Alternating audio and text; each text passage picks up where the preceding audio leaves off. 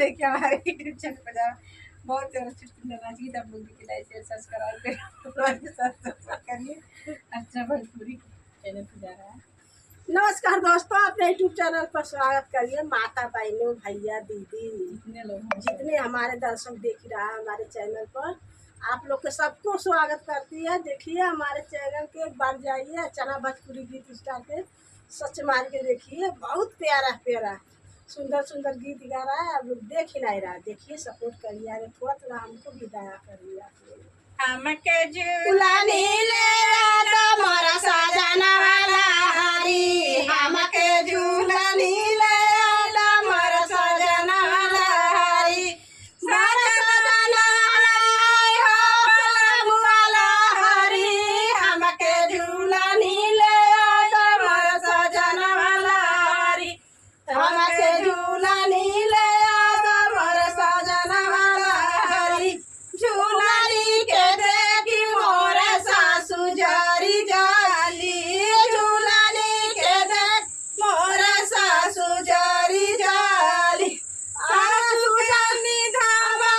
पहुँचा भैया, हर में माऊ जौड़ा गइल हरे हरी, घर में माऊ जौड़ा गइल सजन वाला हरी, घर में माऊ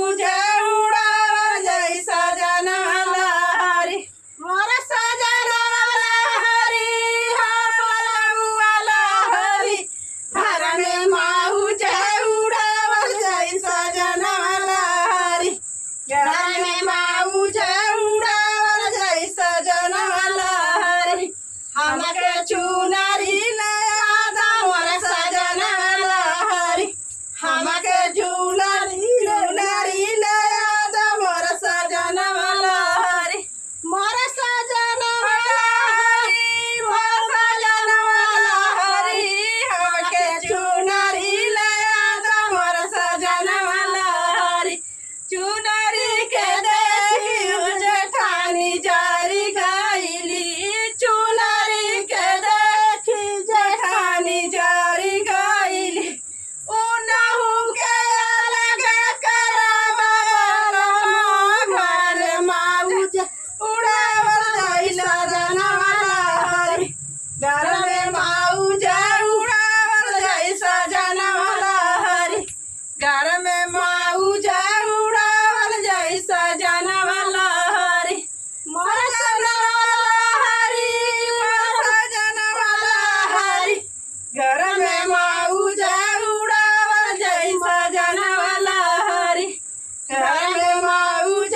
उड़ावल गइल सजना वाला हरी,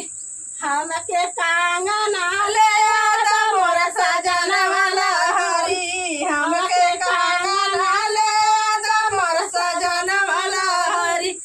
सजना वाला हरी हो सजना वाला हरी, हमके कांगना ले आदा मोरा सजना वाला हरी, हमके कांगना ले आदा मोरा सजना वाला हरी,